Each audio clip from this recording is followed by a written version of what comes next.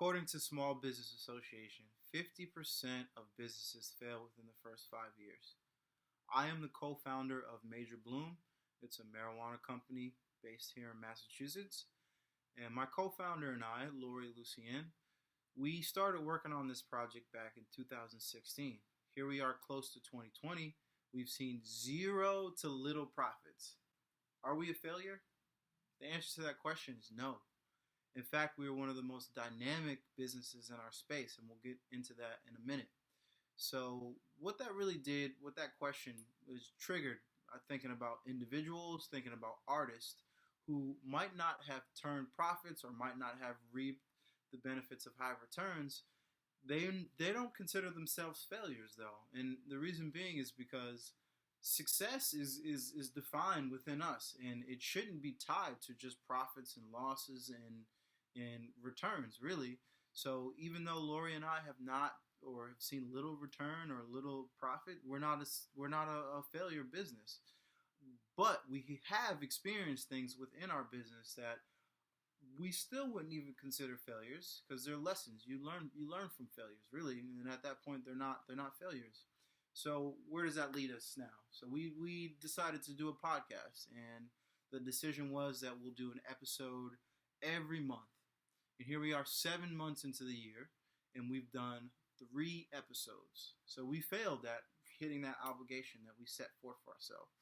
Realistically, we're going to learn from that though, and we're going to come back better. How do we do that? Using platforms like this. Who do you know out there that has expertise in audio engineering or has developed a podcast before and is interested in working with a dynamic marijuana business, a startup business? And I'll be honest with you, at the core of the business, and this relates to us being in a dynamic space, is that we are in an economic empowerment program, which is a social equity program that the state has put together. Realistically, or because of the history, marijuana, people who have looked like me have been demonized for 30, 40, 50 years, yet people who are profiting the most from marijuana don't look anything like me. So part of this program is to right the wrongs in communities that have been impacted by the prohibition. Corporate responsibility is at the core of the podcast that we intended to do 7 times this year, and we've really only done it 3 times this year. And we're coachable. We're just looking for folks who are like-minded, at the same time have a different set of expertise and a different set of experience than we do. So that's all this message is about. Sharing value, sharing our story, while also just being coachable. I mean, very often you see people get on social media and they want to act like experts all the time.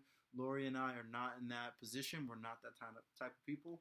We know we don't know everything, and we're really just lifelong learners. So if there's anyone out there that you know in your network that's interested in working with us, please hit us up. And just know, at the core is corporate responsibility. That's all.